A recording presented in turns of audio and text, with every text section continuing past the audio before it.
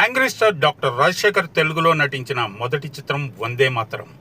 ప్రముఖ దర్శకుడు టి కృష్ణ తెరకెక్కించిన ఈ సినిమాలో లేడీ సూపర్ స్టార్ విజయశాంతి కథానాయికగా నటించగా రాజేంద్ర ప్రసాద్, కోట శ్రీనివాసరావు, సుత్తివేలు, సాక్షి రంగారావు, పిఎల్ నారాయణ, నర్రా వెంకటేశ్వరరావు, సాయి కుమార్, సాయి చంద్, నిర్మలమ్మ, డబ్బింగ్ జానకి, పుష్పకుమారి, లక్ష్మీప్రియ ఇతర ముఖ్య పాత్రలో ఆకట్టుకున్నారు.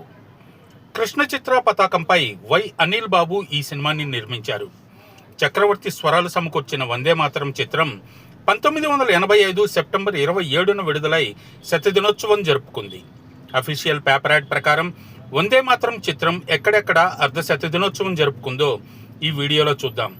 Vijayawada Kalyan Chakravarthi, Guntur Nazapsara, Visakhapatnam Geeth, Nellore Vijayalakshmi, Rajahmundry Venkateswara, Kakinada Geeth, Tenali Gaiety, Vizianagaram Kalpana, Bhimavaram Maruthi, Machilipatnam Durgamahal, Ongole Balakrishna super deluxe, Anakapalli Jagannatha, Srikakulam Srinivasa, Chirala Sangam theatre, Eluru Ramamahal, Palakollu Annapurna, Hyderabad Venkatesa 70mm, Warangal Radhika, Khammam Raghavamahal, Karimnagar Nataraj, Nizamabad Ashok, Chittoor MSR Movieland, Guntakal Prasad మరియు చిలకలూరుపేట నాగార్జున కళామందిర్.